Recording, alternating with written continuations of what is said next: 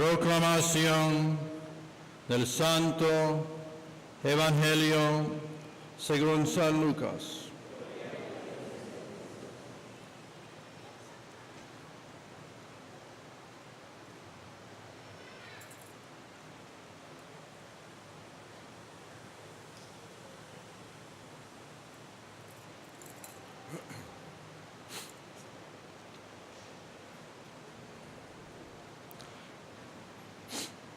El mismo día de la resurrección, iban dos de los discípulos hacia el pueblo llamado Emaús, situado a unos 11 kilómetros de Jerusalén, y comentaban todo lo que había sucedido. Mientras conversaban y discutían, Jesús se les acercó y comenzó a caminar con ellos. Pero los ojos de los dos discípulos estaban velados y no lo reconocieron.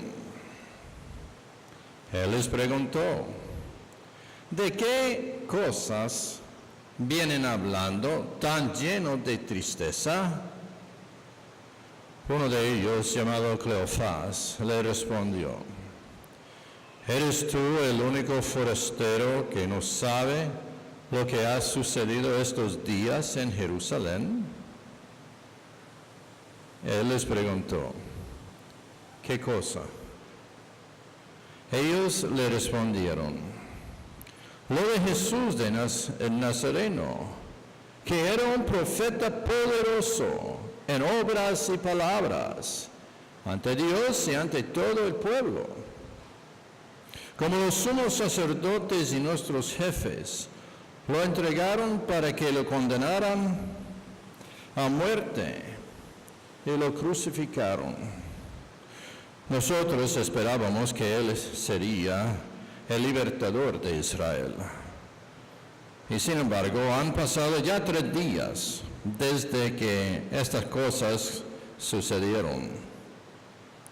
Es cierto que algunas mujeres de nuestro grupo nos han desconcertado, pues fueron de madrugada al sepulcro, no encontraron el cuerpo y llegaron contando que se les habían aparecido unos ángeles que les dijeron que estaba vivo. Algunos de nuestros compañeros fueron al sepulcro y hallaron todo como habían dicho las mujeres, pero a él no lo vieron. Entonces Jesús les dijo, qué insensatos son ustedes y qué duros de corazón para creer todo lo anunciado por los profetas. ¿Acaso no era necesario que el Mesías padeciera todo esto y así entrara en su gloria? Y comenzando por Moisés y siguiendo con todos los profetas, les explicó todos los pasajes de la Escritura que se referían a él. Ya cerca del pueblo a donde se dirigían, él hizo como que iba más lejos, pero ellos le insistieron, diciendo, quédate con nosotros, porque ya es tarde y pronto va a oscurecer. Y entró para quedarse con ellos. Cuando estaban a la mesa, tomó un pan, pronunció la bendición, lo partió y se lo dio. Entonces se les abrieron los ojos y lo reconocieron, pero él se les desapareció. Y ellos se decían el uno al otro, con razón nuestro corazón ardía mientras nos hablaba por el camino y nos explicaba las Escrituras. se levantaron inmediatamente y regresaron a Jerusalén, donde encontraron reunidos a los 11 con sus compañeros, los cuales les dijeron: de veras ha resucitado el Señor, y se le apareció a Simón. Y entonces ellos contaron lo que les había pasado por el camino y cómo lo habían reconocido al partir el pan.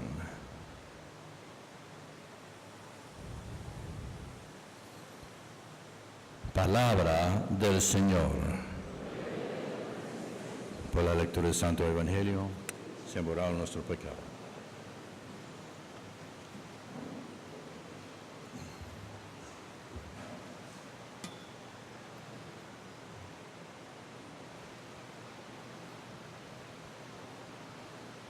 Buenos días, buena gente, paz y bien a todos ustedes y bienvenidos nuevamente al Santuario de la Divina Providencia. ¡Aleluya! Todavía estamos en ese modo de vivir y reconocer lo que había pasado hace 3 semanas. La resurrección, la celebración, el recordar de la muerte y resurrección de nuestro Señor Jesucristo. Y tenemos en la Sagrada Escritura una de las historias o de los cuentos más tiernos y más pegajosos a nuestra vida. ¿Por qué? Porque se puede dividir en 2 partes. Estos 2 discípulos, solo tenemos el nombre de uno, Cleofás. Y la lectura hecha por San Lucas, tenemos que tener en cuenta de que está dirigiendo todo esto a las personas que no son de origen judío. Son como nosotros. Eran personas que habían oído sobre el mensaje verbalmente proclamado, y después ellos fueron bautizados siguiendo, pero Lucas quería añadir una cosa más, de que todavía vamos a estar sufriendo. Solo por llamarnos cristianos no quiere decir que se quita eso de sufrir o de tener problemas, sino que hay que ver cómo utilizamos precisamente esa situación difícil en nuestra vida como una parte del proceso hacia la perfección. Entonces, ¿qué hace Lucas? Lucas empieza a escribir sobre 2 compañeros de los apóstoles, porque son seguidores de Jesús también en la vida, cuando ya conocían a Cristo, porque bien decían y explicaban quién era. Un profeta que podía hacer muchas cosas grandes. Pues bien, ¿qué sucedió? Ellos quieren por 2 cosas: escapar de Jerusalén, uno por miedo, igual como los discípulos que se quedaron encerrados, ¿verdad? Ellos también querían salir y regresar a su pueblo. Querían salir de la situación, no ser parte de los problemas que pudieran haber sucedido más contra los seguidores de Jesús. Vaya. O van a regresar llenos de esa tristeza para esperar otro tiempo de otro libertador quizá. Y por eso están discutiendo en tristeza. ¿Por qué? Porque Jesús fue dominado por sus enemigos, número 1. ¿Por qué, si Él tuvo todo ese poder, se dejó dominar por el enemigo? fue rechazado por los líderes religiosos, aún fue abandonado por sus propios apóstoles y fue juzgado por el pueblo. Entonces, ¿qué tenemos que pensar en este Jesús? Llegó el momento en que ya se va la esperanza de nosotros y van con tristeza a su pueblo. Todas sus esperanzas ya fueron. ¿Y cuántas veces nos sucede a nosotros? Que muchas veces cuando las cosas no vayan muy bien en nuestra vida, ¿qué hacemos? Vamos a buscar un lugar aislado, vamos a salir y no tener ni siquiera una relación con otra gente, no queremos hablar con nadie, nos quedamos callados y nos quedamos retirados de todo. No queremos participar con nada, nos quedamos así tristes en nuestra propia agonía. Mucha gente se queda en su sufrimiento precisamente porque no saben cómo salir. Estos dos no sabían cómo salir de la situación. Entonces, ¿qué hacen? Regresen a su pueblo. Al regresar a su pueblo ya siempre los dos ya comentaban sobre su tristeza. Ay de mí, ay de mí, ay de mí. Cuando Jesús aparece, ni siquiera reconocieron, porque muchas veces no podemos reconocer nosotros, ni siquiera cuando una persona viene a ayudarnos con consejos, con amor, cariño, caridad, y nos quedamos con los ojos cerrados. Es Jesús que está presentándose en nuestra vida. Y nos quedamos así, encerrados en nuestro propio egoísmo, nuestro propio dolor, tristeza. Y la persona está tratando de ayudarnos. Jesús le pregunta, ¿qué pasa? ¿Qué pasa con ustedes? ¿Por qué están tan tristes? ¿Qué? ¿No sabe lo que ha pasado tú, forastero, extranjero? Extranjero, forastero, no lo reconocen. Y de repente Jesús dice, ¿qué cosa? Ellos bien saben que Jesús era un tipo así, lleno de poder de Dios, pero hasta allí se quedó. La apertura de Jesús fue cuando ellos dejaron de reconocerlo. Y entonces Él empieza a explicar. Y para nosotros siempre la frase más pegante es que ¿acaso no era necesario que el Mesías padeciera todo esto y así entrara en su gloria? Si ellos supieron bien sus palabras, si estudiaran bien lo que sus escrituras decían, ellos no habrían negado o no habrían estado tan tristes. Por eso la palabra de Dios es para nosotros algo para abrir nuestra mente. Palabras que son poderosas, que pueden ayudarnos en nuestra situación de vida. Pues bien, la palabra de Dios, hecha carne, resucitada de la muerte, explica algo sobre sí misma. La palabra y la palabra escrita.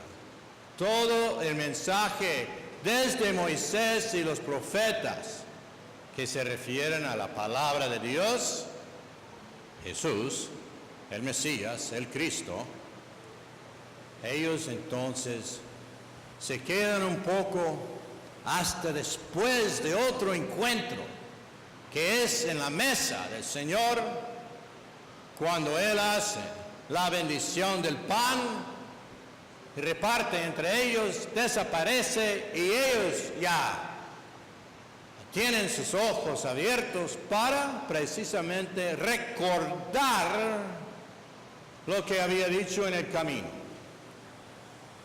Y de ahí volvieron 11 kilómetros más.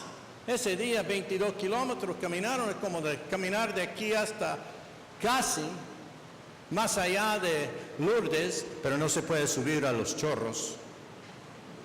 Así es que tenía que caminar otra vez, pero corriendo, porque cuando uno tiene el mensaje de Dios, tiene que correr para comunicar su experiencia y no quedarse encerrado. Y cuando llegaron, ya habían tenido la misma experiencia los discípulos. Y ellos tenían que compartir su experiencia con la experiencia que tuvieron los apóstoles en Jerusalén. Qué bonita la historia.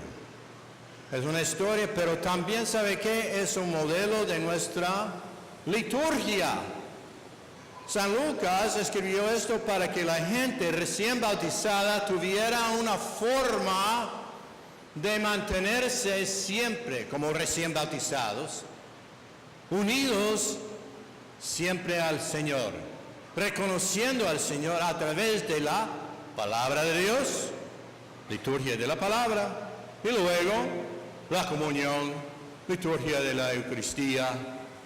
Eso es lo que ella hace. Pero no solamente ahí se queda, sino ellos salieron corriendo.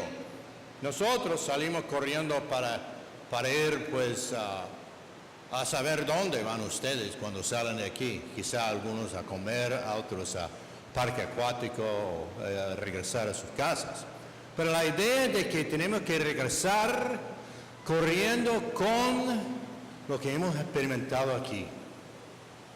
Es por eso que yo, cuando tenía la oportunidad de participar en un programa en la televisión, Canal 8, nuestro canal positivo,